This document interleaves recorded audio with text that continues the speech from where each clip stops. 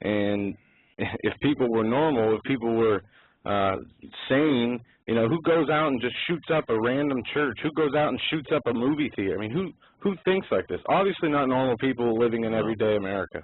So, and I think what we have to do, and this is something that we did. We were watching this very carefully throughout Sunday. We were listening to the live response coverage on Sunday in Wisconsin. I've got family out there in that general area. In fact, they happen to be in this area now. Yeah. But look, there's something terribly wrong with this. We even say that. As this gun legislation tries to get passed, as the UN Small Arms Treaty was trying to get pushed through, as the political agenda didn't get enough push when the movie theater shooting happened to ban guns, so you were going to see more shootings because it didn't work the first time.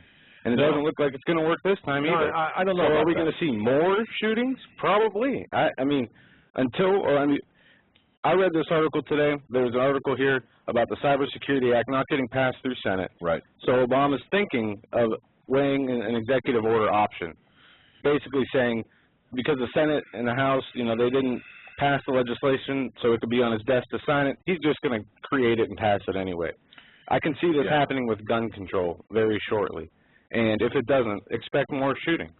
Well, look, here's a couple of things, okay?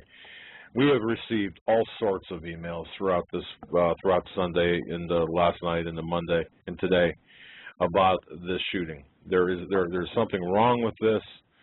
Right from the start, there's something wrong with this. Okay, now we have audio clips of people saying there were 4 people, 4 shooters, 2 shooters, 3 shooters, 1 shooter, and like you pointed out, a lot of the speculation and the hearsay, as it is hearsay, came from calls from inside, people saying there was 3 gunmen. Yeah, you got none of the witnesses on the YouTube videos that I found and sent to him for, you know, to look over, that I even uploaded to here, that we're going to listen to a few of them, came from people who were sitting there. I mean, I haven't heard from any witnesses who were sitting in the church and actually saw what happened. No, and here's why. Is it because it's a hate crime and it's federalized and it's sealed? And here's a big difference. Yeah, well, there's a problem there. In Colorado, the reason we had as much information leak out about Colorado as soon as it did is because it was a law enforcement, as it should be, a state law enforcement or a county law enforcement matter. Murder is not a federal crime. There are exceptions, of course, is kidnapping and murder and mitigating circumstances with respect to that, and designated hate crimes, and, of course, domestic terrorism. Then it falls under the jurisdiction of the federal government. However, the federal government classified this as domestic terrorism before they even knew, or with any, well, they had the idea, but they weren't certain of the identity of the individual, the shooter. Okay, but they classified this as domestic terrorism. They heard Sikh temple, white male, bang. Okay, so right away that puts the lid on Napolitano, according to my DHS source, and an insider source said, look, they put the lid on this right away for one reason, that's to control the flow of information. And by the way, folks, I was remiss, if you want to call in, because this is a listener-driven show, call in at 661-244-9839. That's 661-244-9839. You can listen that way, or I believe, is there an option? I never did figure this out. Is there an option if you want to talk to the host to press a button? I'm not sure. I think if you hit 1, you could speak to the host. We already have some callers here. Yeah, we've got a bank of callers. We'll start taking your calls in a minute. Yeah.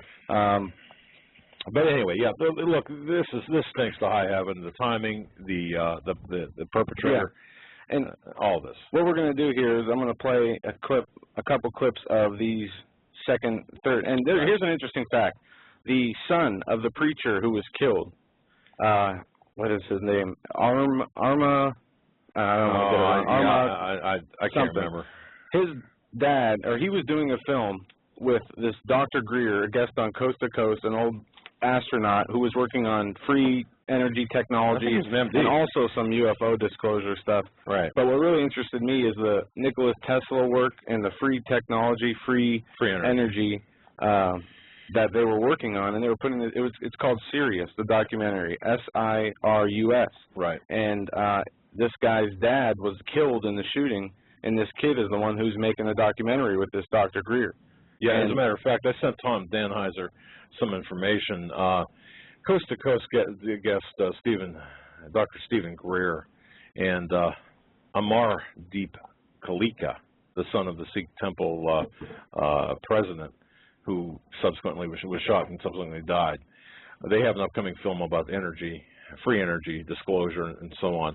And I told Tom Danheiser, I said that, and according to Dr. Greer's Twitter feed, in fact, it was the father of the man making the film with Dr. Stephen Greer as one of the victims. So that's, and Joe found that through research on his own. So, I mean, you know, independent research. So I thought that was rather interesting. Yeah, and then what we're going to listen to on the first clip is the son of the priest.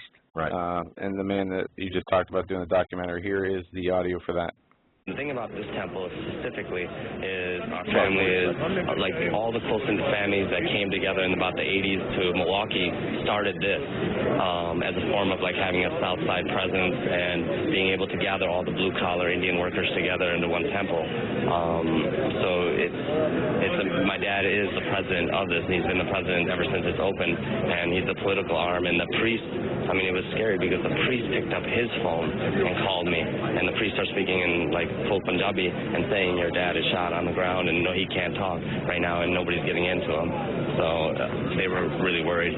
What else did he tell you? Did he describe anything else that was going on at that moment? At that time, he did say that there are multiple shooters and that they are Caucasian descent.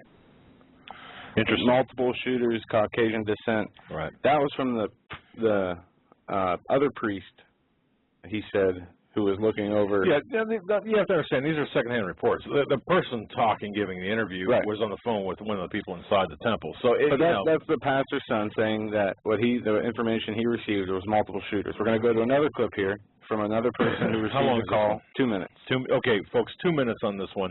Listen carefully to this one. All right. We have our temple service every Sunday. Starts around 10:30. And usually goes in the afternoon, and around between 10 and 10:30 for white males who are dressed darkly, dressed in all black clothing, came in and opened fire on our congregation. And from what I'm told, about 20 to 25 people have been hit.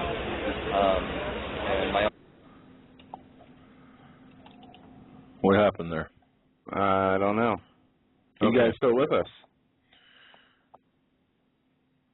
Can you guys still hear us? Looks like we may have I don't know if we froze up. All right, we're still good. Okay, good. Well, the audio just cut out for some reason, and are we talking over the audio? Can you hear us, or can you hear the audio, or is it just us? All right, let's take a look here. All right, well, it looks like everything's fine. Let's give this a try. Hang on a second. Yeah, okay. Let's give this another try here from this. The audio's playing still, it says on here. Okay, why don't you cut that, and then this one here, or which one? Eyewitness Temple 4 shooters. Okay, folks, yeah, now this is, again, an early account of the shooting, and of the 20 or so accounts that we listened to, these two that we're playing for you are perhaps the most important ones that we found and the most credible ones. So take a listen to this. We have our temple service every Sunday. Starts around 10:30, and usually goes in the afternoon, and around between 10 and 10:30 for white males who are dressed darkly, dressed in all black clothing, came in and opened fire on our congregation. And from what I'm told, about 20 to 25 people have been hit. For whatever reason, for whatever reason, we're not getting that through. So, but did you notice the four males darkly dressed, and that flies in the face of what really happened? They ignored and I have a Fox News article that the Fox News anchor says there were possibly 2 shooters. Now, this was at the very beginning stages of this happening. But what this also about this shooter, this guy's name is. Whatever, but it doesn't matter. No, here I want Wade Michael Page.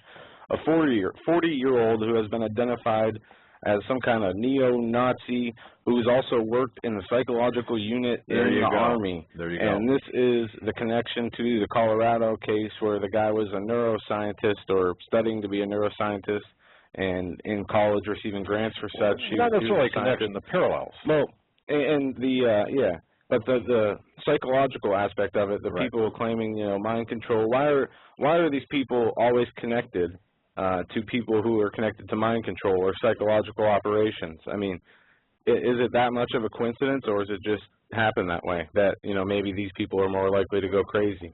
I mean, what is the answer, really? We don't even know. Well, you know, there's talk, and folks, remember the hum, people hearing that hum in the Midwest.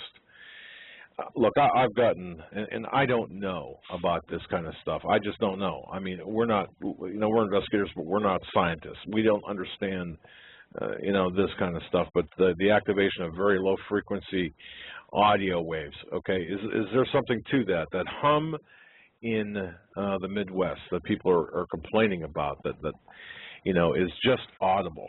Yeah. Does this have anything to do with it? Okay, I don't know. We've been getting emails from people saying, look, there's some sort of activation of a very low frequency that is causing some issues. Now, again, I don't know, but that's just for your information. And aside from the shooting, we've got a number of other things to talk about tonight, but just so you know. Yeah, well, what we have here is the perfect narrative for Janet Napolitano and the Department of Homeland Security, veteran, you know, right-wing terrorists, whatever they call them. And the same thing they claimed at the beginning of the Colorado shooting, that he was part of the Tea Party, and now they're going after the same angle again, politicizing this, going after the guns. I mean, talk of going after the guns again. And, you know, one of the comments I read, I think on the Blaze, was, why is it that, and they put it in political lines, so I'm just repeating this comment. The guy worded it similarly to this. Why is it that conservatives feel bad for this, and why is it that liberals see an opportunity in this? And, you know, the chaos that these people create, because I mean, it's not just they don't create, they manipulate the chaos after it happens. Well, and what they're doing is they are, you know, toying with souls of people on a daily basis, and this is for the whole of government, across wherever we are, wherever our bases are, wherever we have influence. And especially here in America with the media manipulation that's going on, I mean, we are just being completely attacked on every level possible, chemically, physically, mentally, it's not going to get any better. I know some people don't like the Book of Enoch or have their reservations about it, but I was going through the Book of Enoch and I just came across a part that talks about the end times, and this, you know, put it into the good context. It says, and in those days, behold, I have shown thee everything, Enoch, I have revealed everything to thee that shouldest see this, the sun, the moon, and the leaders of the stars in the heaven, and those who turn them, their tasks, their times, and departures. Now, before this part in the Book of Enoch, it describes how the moon and the sun go around the earth, and it describes the days and how everything works, like dew, the rain, the mist. It's very interesting if you ever read it. But it says, and the days of the sinners, the years shall be shortened, and their seed shall be tardy on their lands and fields. All things on the earth shall alter, and not appear in their time. And the rain shall be kept back, and the heaven shall withhold it. And in those times the fruits of the earth shall be backward, and shall not grow in their time. And the fruits of the trees shall be withheld in their time. And upon the moon shall alter her order, and appear not in her time. And in those days the sun shall be seen, and shall journey in the evening on the extremity of the great chariot in the west. And it goes on to talk about how the stars will alter their orbits as they are not going through the order that is prescribed, how the seasons will alter. And things are just going to be messed up entirely. Correct. Stuff everywhere. Correct. And I just found that interesting. And there's a lot more about the Book of Enoch and the Book of Revelations that have close similarities that we can go into, but I just thought that was interesting. Well, you know, we've got all this anecdotal evidence, but the bottom line here is what do we know? Well, we know the identity of the perpetrator, the alleged perpetrator. We know that we know a lot of things with respect to the shooting itself, but here's what's important. We have to look at the response by this administration, the response by both parties, It's a bipartisan globalist agenda that we're looking at. We have to look at how the media is handling this, how they're, what they're accentuating, and look at what's happening outside of this sphere of this, this captivation of the shooting. So, yes, we've got to keep our eye on the shooting, but we also have to watch what else is going on. But this is, we believe that this is an instrumental in terms of, an attack, a full frontal attack on the Second Amendment, just like Fast and Furious was. There's a reason Obama. There's a reason the Napolitano, there's a reason the feds clamped down on this as quickly as they did. That was to control the level of information. I was interviewed by Cher Ziev, and that interview, I believe, is up at CanadaFreePress.com. There's some new information from my DHS source, and there's some, I think, a quote or two from my DHS source that's at CanadaFreePress.com. And now, having said that, like I said, there's an entire vast array of other information out there that we need to cover. But before we do, we're going to take a very quick break, and then we're going to come back with your phone calls at 661-244-9839. That's 661-244-9839. We're back in about 2 minutes, folks. Stay right where you're at. Hi folks, Doug Hagmann here. You might know me as the co-host from the Hagmann and Hagmann Report, or as a frequent guest on Coast to Coast AM with George Norrie. If you're like me, you're tired and confused over today's headlines. You just don't know where to turn for accurate, concise information about really what's going on, what's truly going on in today's society. If you don't know where to turn for accurate, well-researched, and properly vetted news, I've got a suggestion. In fact, it's a requirement. Bookmark Canada Free Press. That's CanadaFreePress.com on the internet. It's just not for Canada. It's for news across the world. Judy McLeod, founding editor, has put together a vast array of talented writers like Kelly O'Connell, Daniel Greenfield, Dr. Eileen Johnson-Powell, a lot of guest columnists, very talented writers. Folks, that's Canada Free Press at CanadaFreePress.com. Now mobile friendly. Follow on Facebook, because without America, there is no free world. Survival of the fittest. In any and all situations, survival is your #1 priority. That requires being tough and thinking smart.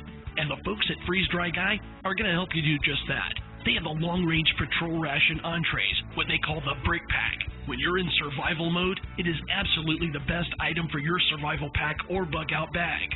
You can go farther, faster, and carry more food with the LRP cold weather ration entrees. Not only do these long-lasting, durable entrees help sustain you or your family through the harshest environment or situation, they are by far the most delicious of their kind. No contest. With a variety of tasty entrees, you can't beat the LRP Brick Packs. Let Freeze Dry Guy help you in your survival situations. Go to freezedryguy.com. That's freezedryguy.com, or call 866-404-3663. That's 866-404-FOOD. And welcome back, ladies and gentlemen. We just took a short break there. We had our studio phone ringer on, and that needed to be shut off as we were getting a call. Kill it! Yeah, we had to do that. And although I do, that was kind of and my father's unpreparedness, he had to grab his notes from the other side of the room, which is hard to do when you're on video. A luxury that we kind of took advantage of being on radio. When we started doing the video again, it's amazing how many different things you have to, when you're not on video, you can have stuff all over the place, have your legs up and kind of a messy order thing. Not wearing any pants, Not when you're doing video. It's a whole different situation. But thank you for hanging with us. Yeah, plus what we're trying to do is we're trying to establish a pretty regulated format for the show. The news and the news headlines in the first 20 minutes and then go from there. But anyway. I'm going to hit this article, part of this article, and then we're going to take the calls. Department of Justice will work background checks for guns until Congress passes gun laws. President Obama's spokesman blamed Congress for the lack of stronger gun control legislation and promised that the Justice Department would improve background checks to enhance security. The president's approach is that we should work with Congress when possible and administratively when allowed. The White House Press Secretary Jay Carney told reporters, when asked about strengthening gun control laws must be laws that must respect the Second Amendment rights, he said. Well, I got a problem with that statement because it says the Second Amendment shall not be infringed, if I'm not correct, well, if I'm not mistaken. And yeah, there's a lot of shells in, Yeah, I mean, There's no ambiguity to the Second Amendment. It goes on. It says, Obama does support renewing the assault weapons ban, Carney said in the wake of the shooting at the Sikh temple in Wisconsin yesterday. There has been a reluctance by Congress to pass that renewal. Carney's call for Congress to pass gun control legislation was muted. If such legislation emerges, the president will evaluate it. The White House will evaluate it, guided by the principle I talked about earlier, which was the laws will respect the Second Amendment rights, which is an ironic statement. He can't really say that. Double talk. Well, yeah, that's exactly right. Carney ended by saying there's a lot of legislation that the president has a position on. He reiterated that we all recognize the situation in Congress with respect to that renewal. In the meantime, Carney said the Justice Department will enhance security by making it harder for those who should not have these weapons to obtain them through improved background checks. Now, I got a question. Stop there. Okay, who are the people who should not obtain them? And what are you going to be doing to make it harder? Right. You don't know.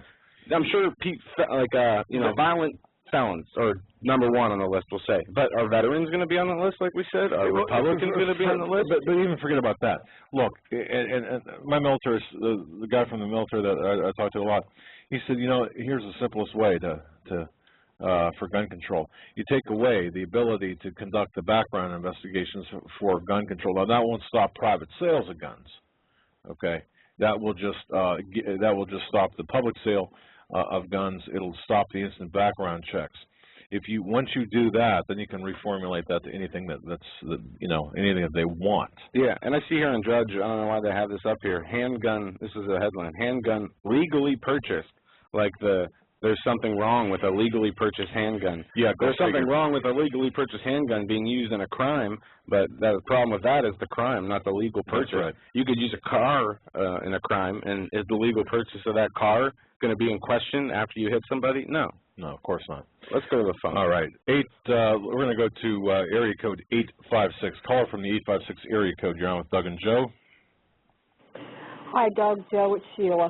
Hi, Sheila. Hi. I got to ask you a question. Have you ever heard of Bernadine Smith?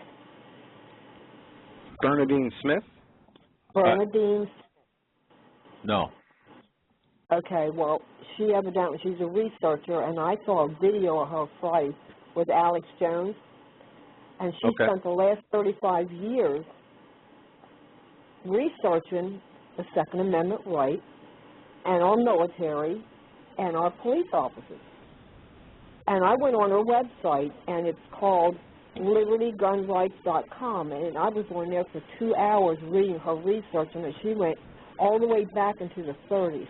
She's got all the executive orders from presidents and whatnot. I mean, all the information is there, and everything that she said fits in with everything that we're seeing, and it's not pretty. Give us an example. Give us an example of one of the facts or one of the things that you think is important that we should know. Well, number one, our military has been turned over to the UN, and she said that was totally illegal, that the American people has to approve of that. They have federalized our police officers, or they're in the process of federalizing all of our police officers. This is why we're seeing what's going on. And she's also saying they're not being told why they're being on all this training. And if I remember right, you've had people on the program that said they hear from cops and whatnot, and they're getting all this training, and they really don't understand why. They're not being clear with them what's going on until something does happen. Yeah. But it all ties together, and I just punched up turning the military over to the UN, and she explains everything they're doing. They are going to spread our military all over the world. Right. Yeah, they've already done that. Yeah. They're already in the midst of it, and they're not even telling them. They think that they're fighting for the freedom of this country, and they're not. No, that's right. They're not. Henry Kissinger said that military men are dumb, stupid animals to be used as pawns in foreign policy. They know exactly what they're doing with the troops, and it's sad. Yeah. Yeah. Here's the thing. The American people everybody that's listening to your program, they've got to know people that's got, no military, they've got military in their families and whatnot. The word needs to get out there, because what they're doing is illegal. It's dead wrong. And I'm sure if it gets out to our military, and I just can't imagine them not having some kind of an idea of what's going on. I mean, they got to know something's wrong here. And they're going to be tied in with the Secret Service at the Democratic and Republican conventions. They're going to be working directly with the Secret Service. And just from the articles that I've read just in the last 3 days, I mean, they're talking IEDs now, the American people could come up with, our military coming back from, Afghanistan and Iraq. You can see where they're going. Well, okay, Sheila, did you happen to see, and folks, listeners, and viewers, whatever, did you happen to see the footage from Wisconsin? There were two MRAPs. They're military armored military. Those big half tank, half Hummer army personnel carriers. Yeah. Okay. They're built to withstand 500-pound blasts. Okay. In fact, I've got a photograph sent by one of our listeners.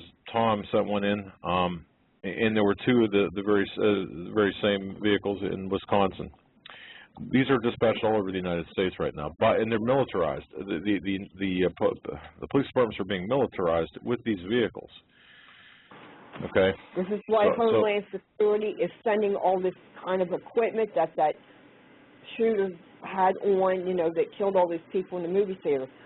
This is the kind of stuff Homeland Security is doing it. They are setting the American people up. Yes. When they go to the streets with their tanks, and that's what them things look like, a truck tank of some sort, it's intimidation. And I think they're preparing the American people to take the guns. Yeah, period. It's the ultimate objective. They can't accomplish their goals without disarming America. And look, it's not going to go very well. We know that. But certainly they can't, Well, Doug, here's the thing. I keep thinking about these two conventions coming up. And if our military can get wind of what's coming, they're going to turn on what they're doing. This is what I'm hoping is going to happen. This is going to lead to a civil war. Alex+Jones, the last thing he asked her was, what do you think is going to come from this? And she referred to our military as our young boys.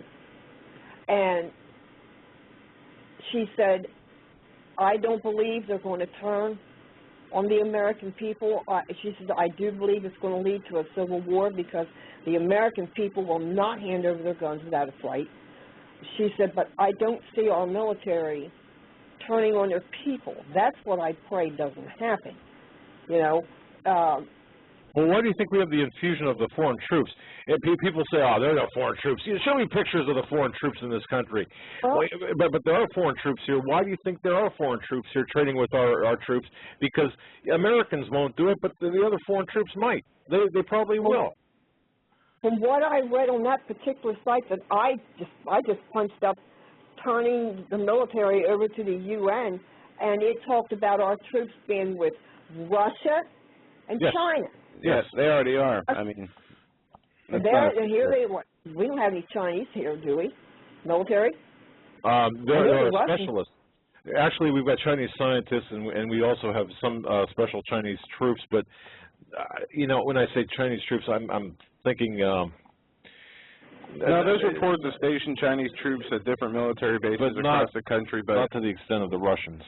Yeah, I'm not sure about that, but we have, I don't think the military has already turned on the American people. When you look at what they did in Katrina, taking people's guns, they'll do it at a large scale.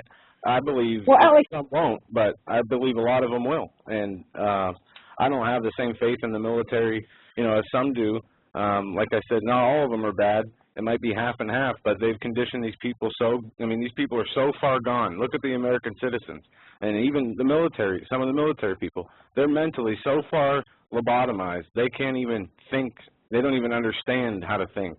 And they live in their own little reality, and what really is going to happen is when they get the order, it'll be a hard order to follow and carry out, but they'll do it because they know if they don't, they'll be on the other side of that. And that simple choice or the hard choice that they'll have to make is one of a convenience for them, and they'll, you know, in my opinion, most of them, unless they have an opportunity to get away, they'll be following the crowd, just like everything else we see with the way things are going. Well, you know what, Alex said to her when she answered his question, he said to her, well, we're seeing our military training right now with the Secret Service and our police departments and whatnot. They're parading in the streets, and what about that? And she says, our soldiers really ain't aware of what's coming.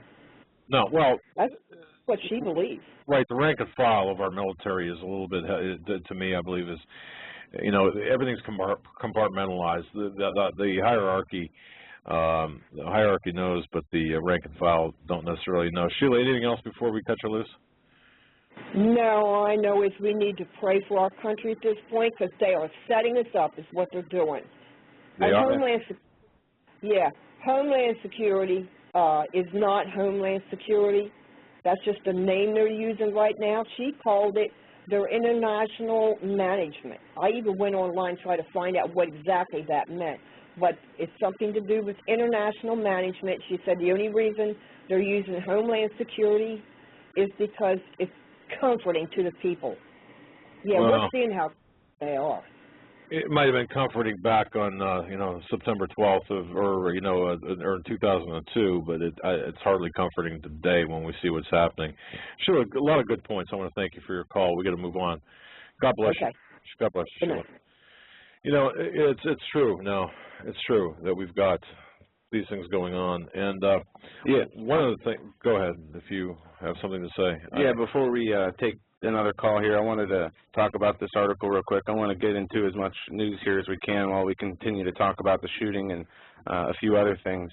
But this caught my eye. I sent this to you Friday night, I think, or Saturday. And I got a problem with this. Obama campaign sues Ohio over early voting fraud, over early voting law for military. And the first headline that came out wasn't about Ohio. It just said Obama sues over trying to stop the military from voting. Yeah, it's not about that.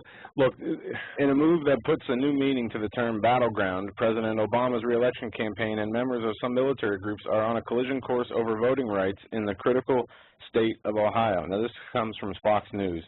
The Obama campaign and the Democratic National Committee have filed a lawsuit to block a new state law allowing men and women in uniform to vote up until the Monday right before an election, while the cutoff on early voting for the rest of the public is 3 days earlier. Right. And if you've ever gotten an absentee ballot, you see on there they have a section for the military people. Right. It says if you're military, you know, instructions. And Fox News, including Fox News, the mainstream is really screwing the American people with these headlines. The problem is the distinction between military and non-military advanced voting, period, okay? They're making this out as a political football. It shouldn't be. Both sides are. And we see it with the guns. We see it with all of our freedoms.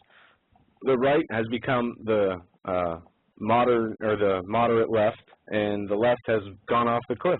That's right. And part of the right has gone off the cliff. There's only a few individual people, probably the kind of people that are listeners to our show, who understand what's really going on in America and understand that there are allegiances much bigger than political parties. And there are, unfortunately, still most of the population of the United States is stuck in the political party. You know, you try to talk to them about if you know what I'm talking about, the hardcore Democrats or Republicans. All they talk about is the headlines on Fox News or MSNBC or Mitt Romney or Barack Obama as being the answer. They're stuck in that paradigm. Right. And it is sad to see, and even when you try to explain it to them and talk to people about it, they still don't understand what you're saying to them. It's like you're talking in a foreign language. And it's because, as I said earlier, they've been so lobotomized by TV, by relying on other people to do their work. The federal government has gone so far out of its way to destroy the education system, make people dependent for news, information, for food, for everything, that people are like basically robots. They are zombified robots, but have all the parts of a human being. And it is just, we are not perfect. We have sinned in our life. We probably sin every day. But we're talking, you know, minor sins, and I know no sin is really minor. But when you see what these globalists are doing, how can these people? You know, I think about, you know, when you die in Judgment Day, and what's going to be looked upon as the worst of your worst and the best of your best, and these people, their fruits that they bring are rotten. I mean, what are they? How are they going to withstand the judgment, as it says in the Bible? How can they even sleep at night is what I don't understand. These people who are manipulating things to the point where people are getting murdered, people are getting executed. I mean, thousands, hundreds of thousands of people on the earth. People are starving by the hundreds of thousands every year. I mean, it's so bad. But let's bring it back to the United States here for a moment. I want to quote somebody. I guess I bring it back to the United States by quoting an international or German philosopher back in 1939, who stated, "Unhappy German nation." Now, this is a quote attributed to a German author and social commenter Thomas Mann in 1939. "Unhappy German nation, how do you like the messianic role allotted to you, not by God and not by destiny, but by a handful of perverted and bloody-minded men?" And that was German novelist Thomas Mann. He had anticipated and warned against the rise of fascism during the Weimar Republic. And, you know, like, man, we are contemporarily, and I'm not going to equate myself to Thomas Mann or equate you to Thomas Mann. Certainly he's heads and shoulders and 20, millions of feet above us. But look, many contemporary watchmen today are warning about America becoming a battlefield under this messianic role of Barack Obama. And by the perverted and bloody-minded men and women who are turning, who are trampling our rights, and they're turning our national security apparatus against anyone daring to embrace or promote freedoms under this Constitution, under the Constitution of the United States. And we've seen this since the inception of the Patriot Act, and even before, to some extent, and much after. We saw it in 2005 when Bush said, "Hey, the Constitution is nothing but a blankety-blank piece of paper." Okay, that type of, and then in 2000, 5 years before that, when he said it'd be easier if I was a dictator. Well, now that's come to pass, and I'm going to be posting on HomelandSecurityUS.com. That's HomelandSecurityUS.com. An image, a photograph sent to me by a man in Wausau, Wisconsin, population 39,000. A listener. His name is Tom. He took a photograph of one of these military vehicles that responded to a crime scene. Maybe posting that tonight, right after the show. I got to tell you. And did you see, I couldn't confirm that the picture was taken today, but there was a picture this morning outside of Youngstown with tanks on the train. Yeah. Now, I've got that photograph. I couldn't confirm that. We're looking at, that may not be what it appears to be, but we're going to subject that to some scrutiny. But look, there's preparation for something, and the enemy has been redefined. It's been redefined.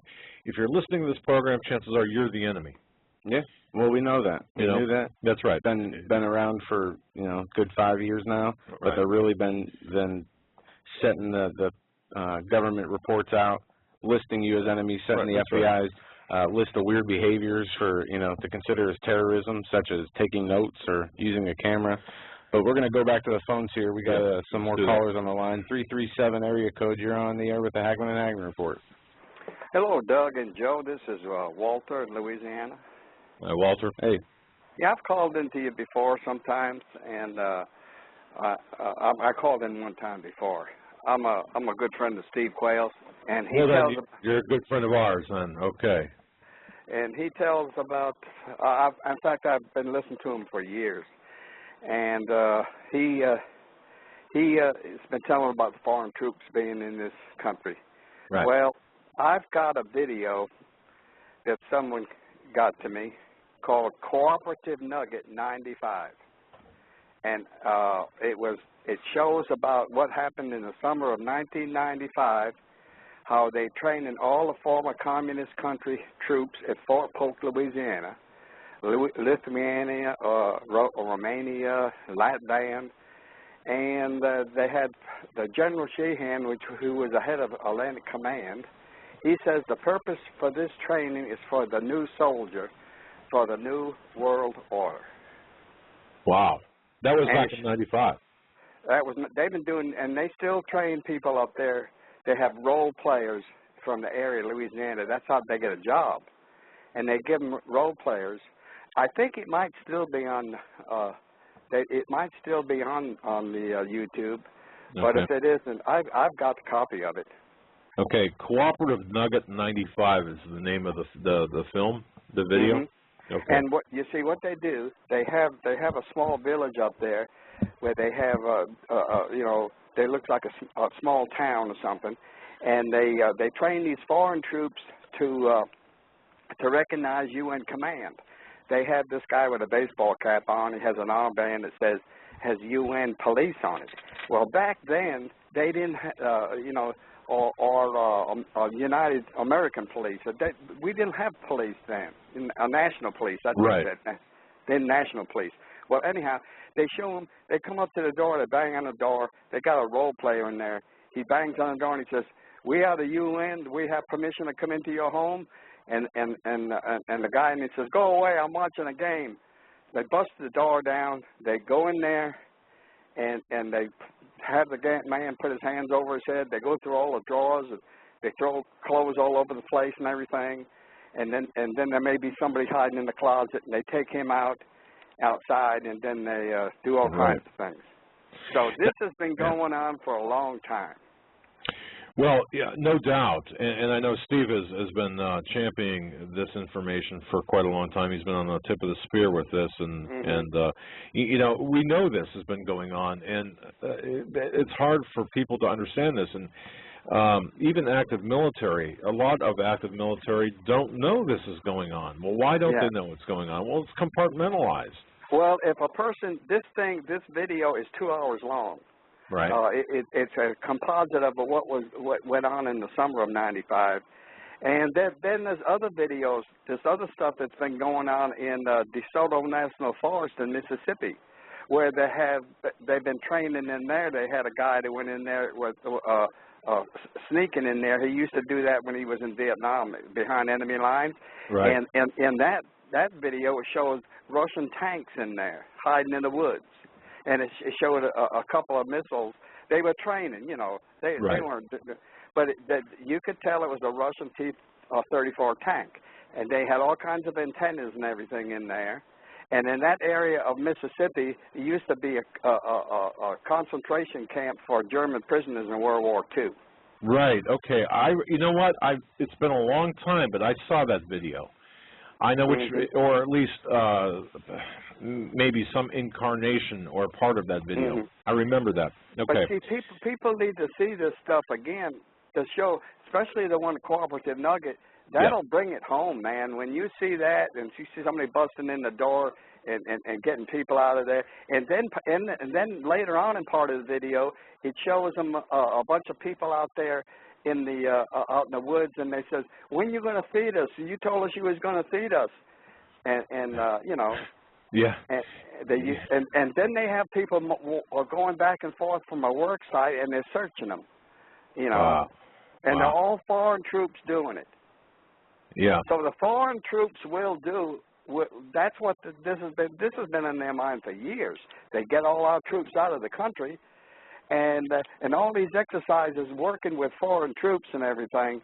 That's just you know, that's just a sham. That's all that is. Yeah. And I know that they think that they're going to you know, help them out and all that. That's a bunch of bull. They want to get all of our troops out of the country, and they're going to probably bring more than foreigners in here because they'll think nothing of busting into an American's home and over, you know, taking them out if they have to. No, we agree, Walter. We understand. And we know, you know, our military, in some cases, the people that are vetted through years of different battlefield scenarios and real life scenarios, they pick out the insane, crazy ones also. I mean, that brings us back to the shooter too. Right. And what they do, I mean, I hold, you know, I think it's not just going to be, like you said, it'll be a UN military that will come in, if anything. It's going to be a mixed force, I believe, but it's going to be predominantly other than Americans. How's that? OTAs. Walter, that's true. I wanted to ask you something. I'd like to support you, but I don't like to go through no credit cards. Is there some way I can mail you a check? Yeah, you can. Look, boy, thank you in advance. We really, I guess I didn't kill that phone. Thank you in advance for that. What we're going to do, Walter, do you know our email, or do you know our website address? It's homelandsecurityus.com. Do you know that, or? Yeah, I know. I've been on that one. Okay. I'll post or if you don't mind, just send me an email and just send me an email, dhagman@roadrunner.com. And the reason I say that goes to all my devices. But okay. Is your email address on there? Yeah, just click. On any one of the stories where my name is listed, click on my name and bang, an email box. Okay, yeah, because I think there's a lot of people with, they don't like to use these credit cards anymore. I'm right there with you. Yeah. No, look, and it's our fault for not putting that up prominently. But thank you. You would get more support, I think, that way too. Yeah, I really do believe it. Yeah, I've been told that as well. So it's we're doing our best. I'll tell you, it's like we're putting in 18 hours a day, and it's just like wow. Well, I want to tell you, Doug, you're doing a great job. And what I do usually, the next day I copy your archives. I copy them to CDs, and I get them out and mail them to people. That's great. That's great. Thank you so much. Thank you. And that's the way that that's the way we grow. Well, God bless you, man. We got to cut you loose. Okay, sure. Right. God bless y'all. God bless you. Check website after the program. Our address will magically appear on there. Or send me an email. Click on my name and send me an email, and I'll send you the address as well. Okay, good. Sure enough. Bye-bye. All right, bye-bye. Thanks, Walter. All right, we are going to next call. We are going to go to Scott. You're on with the Hagmann Report. Hey, Doug. Hey, Joe. Hey, Doug, great article today, by the way. Hey, just wanted to be as cogent as possible this evening. We're having these shootings, and, well, and I listen to Steve Quayle, and I listened to, him for years. And there are a lot of foreign troops, but there's one thing that I just wanted to run by you, and it's a gentleman by the name of Russ Dizdar, who Steve has mentioned, talking about the Black Awakening and how all these super soldiers who have been in labs and brainwashed. And do you all think that this may be some of the same types of things? Go ahead. Well, personally, okay. Now I've heard. We know that there are programs that have manipulate minds and make there are chemicals along with advanced military programs. I think predominantly were started by the Nazis, or that's where it made its headlines. Or made the public awareness of the mind control aspect of troops, the vulnerability that people with when mixed with certain chemical drugs and whatever other triggers, they can hypnotize people pretty much, and they have the ability to do this. And when they have these triggers are put in front of these hypnotized people, from what I understand, they turn into whatever. I mean, just like the Manchurian Candidate movie, almost. I really believe they have the ability to do this. They have groups out doing this. And the short answer to that is yes. Yeah, it's been admitted. Yes. It's been found out. And there's too many links. I mean, you look at the lawyers who the mind control people, like Ted Kaczynski or Timothy McVeigh. The same lawyer worked for Jared Loughner, I think, and they're all interconnected. And you have the same doctors coming to visit them. These people aren't allowed to talk to the public, the criminals, and it's real weird. All these interconnected things. There's overlap between shooters and events and stuff. But yes, to answer your question, yes, we believe indeed there is. First of all, there is something going on here now where why now? Okay, versus 2 years ago. Well, I think it's people, men coming back from the military from Iraq, Afghanistan. They've got PTSD. They're vulnerable to. They've been involved in psychological warfare, and psychological training, psychological conditioning. You mentioned Black Awakening. I believe that's taking place as well. So all of this, yes, I agree. Yes, boy. Yeah, well, as Russ points out. And if we can just go to God's word here for a second, there's a restrainer, and he's going to restrain. okay? But when he takes off his hand, there's going to be a lot of people out here that have been trained like this that are going to go absolutely berserker with. Okay, and yes, there are troops. And oh, by the way, in the 1963 version of Manchurian Candidate at the end, when the president was being shot at, there was his wife standing next to him was my grandmother, by the way. In real life? no, in the movie Manchurian Candidate. I mean, yeah, that's what I mean. She was playing she was actually the actress. Yeah, actually, back then, all these actors and actresses, they went down to Burbank, and somebody went out and said, "Hey, anybody got a fur coat?" And my grandmother said, "I got a fur coat," and they said, "Hey, come on in." So she was actually the actress standing next to the president when he was being shot at. Wow, that's really neat, boy. Anyway, hey, look, not to keep you all night. Russ Isdar, he has really written a seminal book, and this is not a plug for Russ or anything like this. I think Steve is actually mentioned Russ. Oh, yeah. But there are some definite things that Russ has brought up, and Russ has been dealing with the satanic rituals for 100 years and with the cops and everything like that.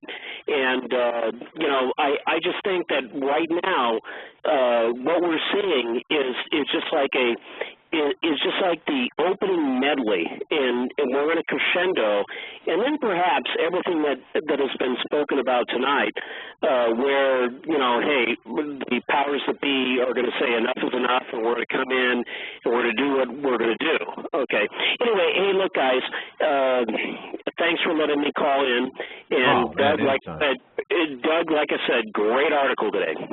Well, thank you, sir. We appreciate your call. Keep listening, and God bless you. And boy, that's a neat little item about your grandmother. Yeah, that's pretty cool. I've got that on DVD. I'll have to watch that. So, again, I'll identify her via the fur coat. Thanks, Scott. Folks, you're listening to the Hagmann and Hagmann Report. Well, let's go back to. Do we have one more phone call or no? Yeah, we can take a quick call. Area code 317. You're on live with the Hagmann and Hagmann Report. Hi, area code 317. You're on with Doug and Joe. And I don't hear anything. Call, are you there? Yeah, you called 317. Yeah, that's you, man. Do you have anything to say? All right, we're going to put you back on. We can't hear you. We're going to put you back on hold. We'll try you again after the break. Yeah, in fact, we'll get to you after the top of the hour break because we're up against it right now. Yeah, we might next hour. Next hour, more on the shooting, but a little bit different. And also, some very good news. I talked with Pastor Jay on Saturday morning, and he has a message he wants me to give you guys, and it's a good message. He's okay, and really inspiring, the story he gave me, which I will try to reiterate to you guys after the top of the hour break. So stay with me. Well, that's good. And also, after the top of the hour break, some issues that we do want to get into is our the emerging drone culture. Yeah. The editorial in the Miami Herald where they said, well, drug cartels have the ability to have drones. Also, more on the shooting, the gunman had been on investigators or FBI's radar, says the FBI. In fact, India blames White House for shooting, and much more. But wait a second. There was reportedly some surveillance being conducted, or a couple of white men casing the temple and temple, or the two Sikh temples there, in that general vicinity, and two white men were supposedly casing both temples on the days prior to the shooting. What's that all about? And we've got we got some Iran news, some also TSA some Obama transparency past news. It's all about Colombia, they say. And this does fit right in with the workings of Pastor Manning. Pastor Manning and the stuff going on today. Boy, I'll tell you, it all comes right around and fits right together. So just stay tuned. Callers on hold, stay there. We're going to get to you after the top of the hour break. You're listening to Doug and Joe Hagmann, the Hagmann and Hagmann Report, heard live Monday through Friday. Fastest growing station, and thanks to you. Boy, we're humbled to be there. Yes, we are. All right, stay with us.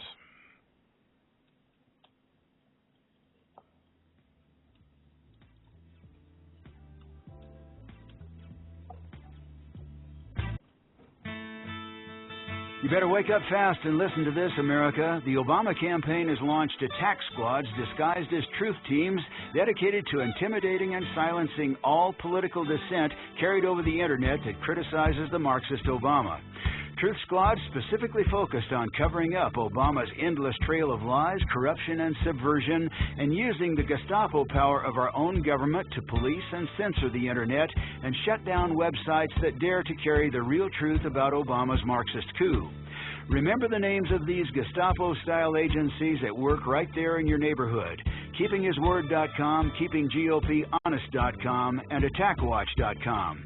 KGB, SS, and Gestapo-style police-state gangster organizations that work to silence the important voices of patriot dissent, some of which have already been shut down by Obama's orders. Adolf Hitler would have been proud. We're the 21st century Tea Party patriots.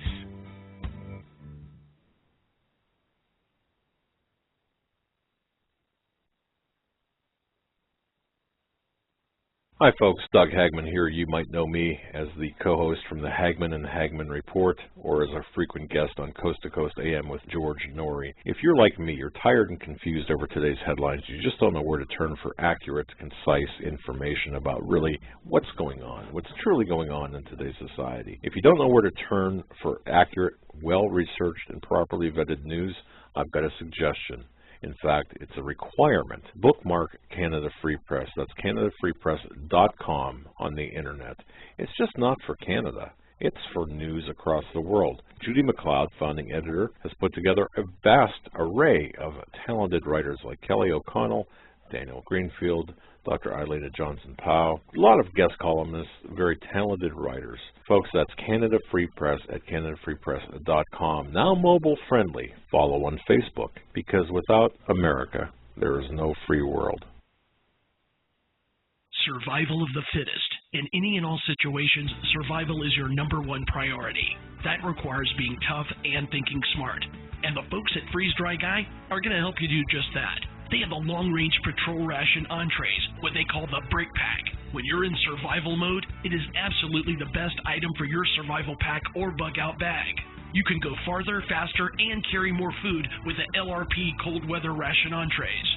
Not only do these long-lasting, durable entrees help sustain you or your family through the harshest environment or situation, they are by far the most delicious of their kind. No contest. With a variety of tasty entrees, you can't beat the LRP brick packs. Let Freeze Dry Guy help you in your survival situations. Go to freezedryguy.com. That's freezedryguy.com, or call 866-404-3663. That's 866-404-FOOD.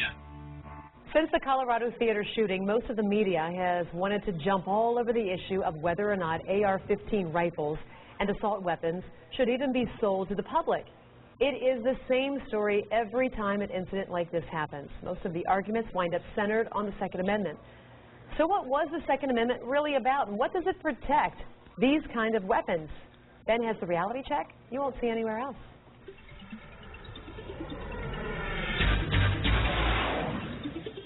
Immediately following the Colorado theater shooting, the national media had already resigned themselves to pontificating over the Second Amendment and the role of guns in society. Hours after that shooting in Aurora, Colorado, CNN's Piers Morgan asked this question.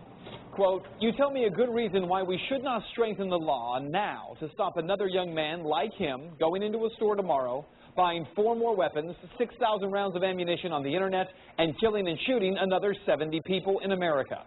Now, Piers is simply pushing a political agenda rather than looking at the facts. I told you last night that national media are ignoring major troubling questions about what happened in Colorado, and we're working on more on that coming up in the next few weeks. But tonight, we're looking at the Second Amendment. I have to warn you, though, because the Second Amendment is very politically incorrect, and the man who helped bring that to light last week rapper Ice-T. Yeah, it's legal in the United States. It's part of our Constitution. You know, the right to bear arms is because that's the last form of defense against tyranny, not to hunt. And the thing is, Ice-T is historically correct. The Second Amendment is fairly simple, stating, quote, a well-regulated militia being necessary to the security of a free state, the right of the people to keep and to bear arms shall not be infringed. To be clear, the militia is not regular military. They were farmers and blacksmiths who went about their daily lives. But notice that the amendment says this is for the security of a free state. According to the 1828 dictionary and other historical documents of that day, they refer to a state as an independent nation. The Second Amendment was put in place to remind the newly formed federal or general government that each state's citizenry would be armed and ready to defend themselves should the need arise. Remember, the United States was a plural term. So what you need to know? If people like Piers Morgan want to have a real discussion on the Second Amendment, then it needs to be an honest discussion. The Second Amendment is about tyranny, not about hunting or about sport. And many Americans, frankly, don't like that. It's an uncomfortable idea.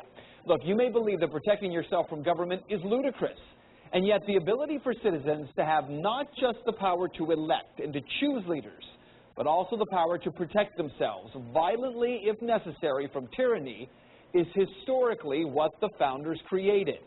Maybe the reason we aren't having honest debates about guns in this country or the Second Amendment is because we aren't honest about why those guns were allowed in the first place. And that is Reality Check. If you'd like to make your voice heard on the story, head over to Ben's Facebook page. Find it by searching Ben Swan, WXIX. Interesting. Interesting. Interesting.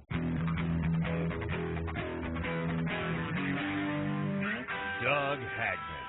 One guy that doesn't need a bullhorn to get your attention. You want answers! I want the truth! You can't handle the truth!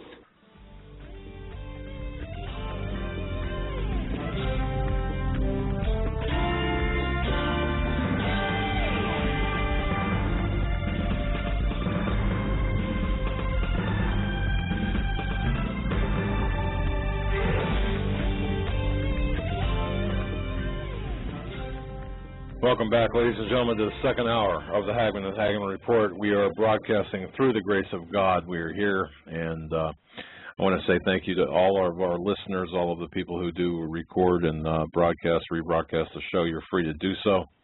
And I got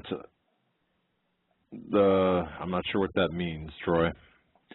But anyway, I just want to thank everyone that has supported us and are supporting us. We're still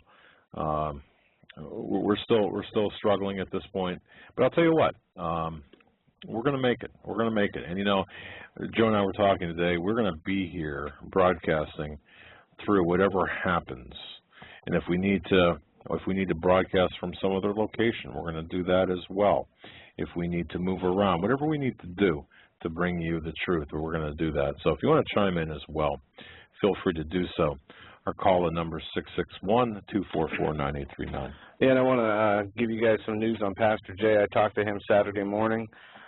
He called me, and I'm going to save most of the story of what he told me for when he gets to where his destination is, and I'm going to let him.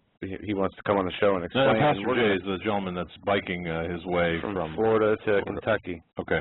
All right. And basically, the long and short of it is he left with, $40, $50 in his pocket and enough water and food to get there. And he shared his food with some homeless people one day under a bridge where it was raining, and they were gathered. And basically, a wonderful story of people. By the time he got done sharing his food that he had on him with the people there, they had about 2 or 3 extra bags of groceries brought by other people, like a work of God almost, he said. And he has those and very much more inspiring stories. He was donated a cell phone, and people have been, giving him money, helping him along, and really good stuff coming from him, what I'm hearing. He his journey, what would seem so difficult, taking a mountain bike and riding 800 miles, has turned into a blessing for him, as he described it to me, and I can't wait to it's a spiritual journey as well, yeah.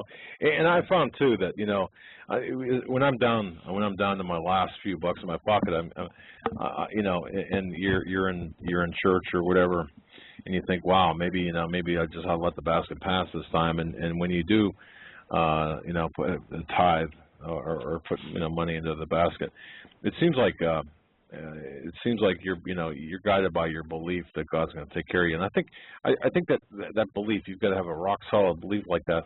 And man, I'll tell you what, you know, it's never let me down. You know, in terms of we've never been without food, right? You know, and sometimes it takes a really big.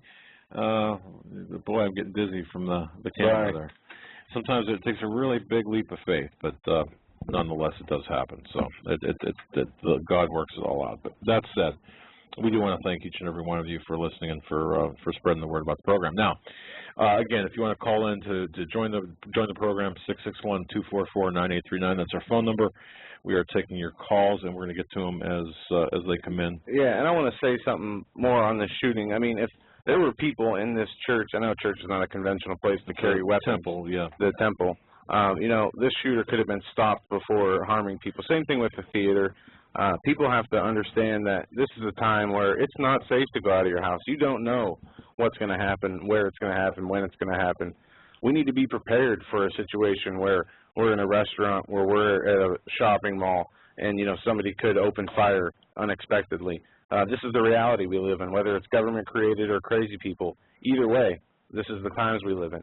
And our Constitution allows for us to keep and bear arms, and allows us for the protection and self-defense of ourselves and the lives of others as well. We can use force to do so, and we are allowed to have guns, and I think people need to be more responsible in making sure. The responsible people need to be more responsible, right? And should probably think about, you know, getting a weapon, taking classes, carrying concealed if you can, because getting a license to do so, because people need to be ready for anything to happen at any point, no matter where they are in the world.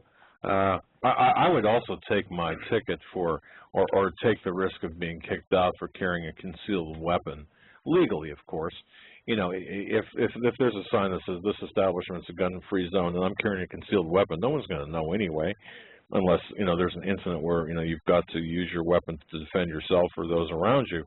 So, you know, and at that point, they're going to be thanking you, not saying, you know, boy, you're in trouble, now we're going to kick you out of here. So, you know, yeah, and to me, I never pay attention to those signs anyway. Scott sent me a message in chat, and this is something I saw on Facebook, I think, one of those pictures, and it said, my next door neighbor wants to ban guns. Their house is not armed. Out of respect for their opinions, I promise not to use my guns to protect them. But no, that is, yeah, break into their house. Arrow to their house, yeah. You know, this is the mentality. These people that want to ban guns have no idea what they're doing. I mean, we just need to look at history. We need to look at the countries who have gun bans in place. We need to look at the cities in America who have gun bans in place. Guam, Emmanuel. Yeah. There was more violence in Chicago. Yeah. More killings in Chicago. There was a lady this week, maybe yesterday, who shot 7 people on a riverboat in Detroit. There was, in Chicago, I know that there was a home invasion recently where a couple people were shot. I mean, there's constant violence in Chicago, and yet there's a gun ban in place in Chicago. Yeah, how's that working out for you, Rom? And there's more murders there than there are in Afghanistan and Iraq, according to the statistics given to us. Yeah, per capita. Detroit, for example, has leads Baghdad in the number of murders and for per those capita. Of you who, I'm sure there aren't many listening to our show, who would like to see guns banned, you know, you better think long and hard about that, because you're giving up your right to protect yourself. And once that right is gone, you are even more defenseless than you are now. I mean, when you're giving up your means to protect yourself against, I mean, we are a free country. We're not dependent. This is what they've done through welfare, through the education system. Like I said, they've taken away our independence. And part of that independence is self-defense, the ability to be responsible for yourself. I'm going to tell the story on air. I went to the beach on Saturday. We live up here on Lake Erie. We have a park, Presque Isle Park, and I was swimming along with other families were swimming, and me and my wife were there. And we're watching this Coast Guard on a lifeguard on a jet ski come up to people and tell them that they can't swim in this part of the water because there's no lifeguard there.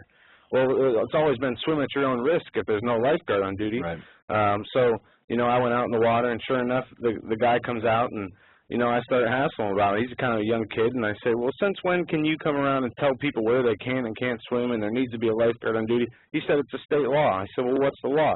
He couldn't tell me. And I went on to ask him, I said, well, what about people on boats who anchor their boats in the lake and swim out there? What about fishermen who use waders to walk out in the water and go fishing? Do they need lifeguards, you know? Where is this coming from? And the guy couldn't answer me. He just ignored me, and they said it's a state law. So, you know, we just need, and all these people listened to this lifeguard and went onto the shore. Well, I didn't go onto the shore. I didn't get carried off in cuffs either. They just left me alone. People need to start not complying. Civil disobedience. We need to show these people we have the power. These people don't have the power. They think they have the power because we let them have the power, literally, by not doing what we should be doing. And we need to pull the reins of their power back in and give it back to the people. Yeah, indeed. Excuse me. It is just that. So it's just that simple. And I think that we need to pay close attention over the next couple of days and even the next couple of weeks as to what our leaders are going to be doing with respect to attempts to further curb our rights, because every time they look, this incident is going to be exploited like never before, and you know yeah, no, it's being used. The Colorado shooting didn't go as planned. For whatever reason, their agenda didn't get enough play as they wanted it to, and now they have to do it again. And I'm telling you, if this does not work, they're going to do something. An executive order, another shooting. Hopefully I'm not correct in either of those, but this is the pattern we see. This is what they do. They create the problem, they manipulate the problem, and then they offer a solution that is only benefiting them in the long run. And they've been doing it, and they're going to continue to do it until we break the cycle. Can we break the cycle? It's not impossible. Do I think we will be able to do it? No. Too many people don't care. It's not that they don't want to understand, or not that they don't understand, it's that they don't want to understand at all. They don't care. And they won't care until it happens to them. It's the normalcy bias we talk about. And it's just... that's correct. It's frightening to see so many people don't care about their own lives, let alone their own salvation or their families or kids. You got adults who are too worried about playing video games all day, you know, doing their own thing when their kids are out, doing whatever they're doing without the, you know, protection of their parents being there to shield them and explain to them what's right and wrong. You just have so much wrong. They send them to the public schools, they get re-indoctrinated there, the guns are bad, Obama's good, you know, et cetera. And this is what we're dealing with. I mean, a total nation of, well, I'll say it again, lobotomized zombies are walking around thinking they know what's best for us. And they're the ones making the decisions by brainwashing the masses into, you know, thinking a certain way. And that's why we've gotten to the point where we are now. Individual thought is frowned upon. And you are to get in line or get out of the way, according to the globalist. And we're not going to get out of the way. So that's right. You're going to have to go through us or around us. Now, meanwhile, I want to report that the Immigration and Customs Enforcement's rank and file agents are warning Americans to brace themselves for what is coming. Let me repeat that. The Immigration and Customs Enforcement agents, rank and file, are warning Americans to brace themselves for what is coming. And this is in the wake of a memo from this administration, which announced, of course, prosecutorial discretion in dealing with illegal aliens. What's taking place on the southern border and in all the border states basically is a catch and release program. The prosecutorial discretion is such that you catch an illegal alien or an alien in this, or a person in this country illegally, every single agent, according to the information I've got from my sources, are being told to release them. Period. Release them. But hey, they've got 5 DUIs, and you know they're in this country. Release them. Doesn't matter what the circumstances. Yeah, well, is this what you're talking about? Was there an illegal alien that just killed like 4 people who was released by the Obama administration? Is that no. That's not what I was referring to in the issue I talked to you about. But nonetheless, there have been there was just a recent one that an illegal alien who was part of the Obama release program. Oh yeah, just went on and murdered a few people. Well, you know, and I don't have that particular case in front of me, but yes, okay, I'm not sure how recent that is, but right now morale is at an all-time low. ICE agents had voted no confidence on their current director, John Morton. This has been ignored by the press. The ICE agents have twice now voted on no confidence vote for their director. The National ICE Council represents about 7,000 agents and support staff worldwide, and the agents are convinced that this new policy, it gives special preference to illegal aliens who have, figure this out. If you have a relative that served, if this illegal alien has a legal relative that's in this country legally that served in the military, just because of that condition, you're going to be allowed to escape. The DREAM Act, that's what they passed through. Right. Well, how'd they get that passed? It wasn't through, it was through executive order, wasn't it? That's correct. Right. The latest, yes. And, of course, the Amnesty Act back in 1986, which it didn't work. We have this report here. Illegal aliens released by federal government committed 19 murders and 142 sex crimes. While the Obama administration shuts border patrol stations down and loosens U.S. immigration policy, and this is my speaking, I guess the border patrol station shutdowns are only happening when there's illegal immigrants or maybe on the border. Those border patrol station checkpoints are alive and well all across the United States, going after normal Americans. But let me continue on this Blaze report here. The House Judiciary Committee reveals that upwards of 36,000 illegal aliens were cut loose by federal law enforcement between 2006 and 2011. A number of these immigrants went on to commit 19 murders and 142 sex crimes. Now, this is not saying that, all illegal immigrants are bad and violent, but it just goes to show you when you don't take this seriously, and that, Hezbollah has been rumored to be coming up through the southern border, and terrorists, they say, and the cartels have free reign because they have deals with the Justice Department to ship guns down there, and in turn, for information, ship drugs. They're allowed to ship drugs into the United States, given permission by the White House, pretty much, coming down from the top. The Sinaloa drug cartel was one of them. That's right. There were 2 informants caught by, I think, local police or FBI, and they were told to release them with like 4 tons of cocaine because they were part of the Department of Justice program. They were called untouchable, and that's just one example of many. And another bit of interesting news, and I found this quite interesting as well. The White House. What is Obama's stand on the Muslim act of polygamy? Well, now, last month, Jay Carney, the White House spokesman, was asked by WorldNet Daily's reporter he asked Jay Carney about Obama's stance on polygamy, and Carney ignored him, and the WorldNet Daily correspondent persisted, and there was no answer. And the WND correspondent says, how does he stand on polygamy? Could you answer that question? He persisted, and Carney was calling him someone else. So you want to dodge the issue. And so it continued. So that answer was never given. Okay, now we know about polygamy with the Sunni Muslims, and of course, it certainly is, an okay thing to do. And isn't it interesting that this question is ignored? And I just saw a story too about the White House not having any answers for the last 7 months maybe, or 7 weeks, 7 months. A long time. They have not been answering any of the difficult questions posed to them. And as I've said many times, Jay Carney is a snake. He was hired just to be that, and that's what he is. He can weasel his way out of any question he wants, and he's good at playing the dumb, innocent kid when need be, and when not, he knows how to talk his way out of a jam sometimes, and sometimes he just looks stupid. But well, he's just green beyond here. He's too young to be in that position. Well, plus, he's an insolent son of a gun. Okay. And while we have all this gun hysteria, mass shootings going on in the U.S., Washington greenlights Americans' donations to Syrian rebels. Hey, you want to donate? Yeah, donate to the Hagmann. Donate to Al-Qaeda. Go to donate to Al-Qaeda. Good. Probably donation button right on whitehouse.gov, I bet. The U.S. government has permitted its citizens to start donating money to Syria's opposition, paving the way for direct help from U.S. nationals to the Syrian rebel fighters, a.k.a. Al-Qaeda. I'll post this article in the chat room. Help me. I know. That's how I feel.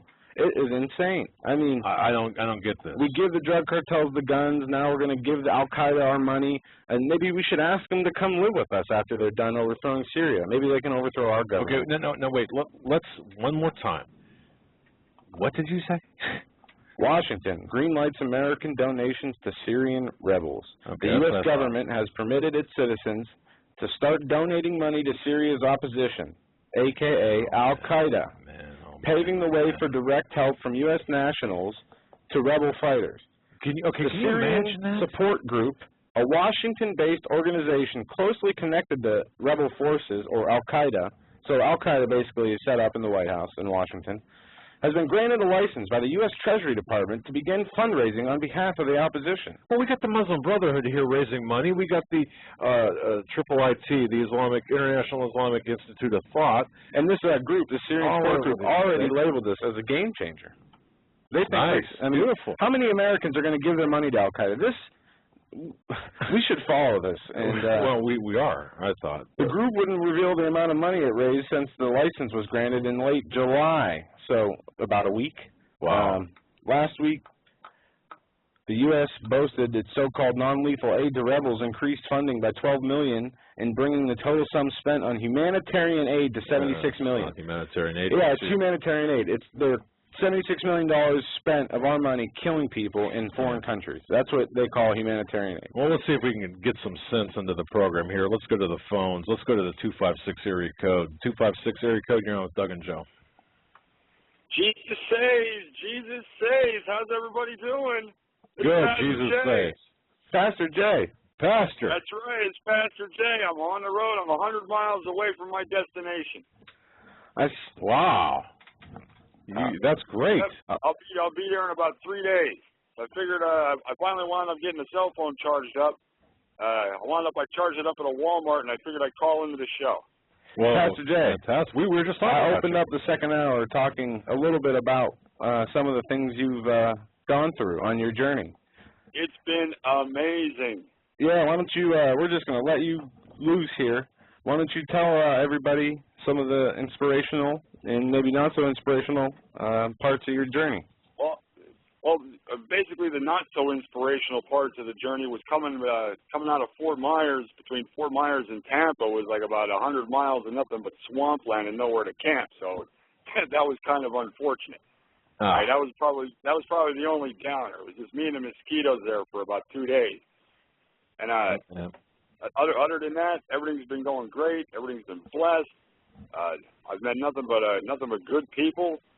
I can tell you for a fact, I've been administering to the homeless on the way up. I've been preaching to them on the way up. You know, I used to preach on the street down there in Fort Myers, basically on an old milk crate or a park bench. So now I'm just preaching to the homeless as I go up through. And it's one blessing after another. Wow. It's awesome.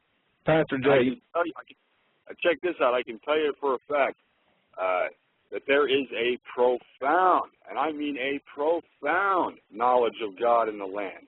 Every single person that I have come in contact with has been a Christian, has been a believer, has wanted to be saved, has asked me to anoint them. I've anointed over a dozen people, right, in the name of Jesus, and it's just been spectacular.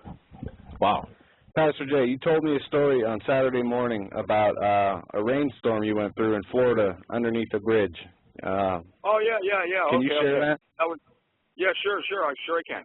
I was coming up US 41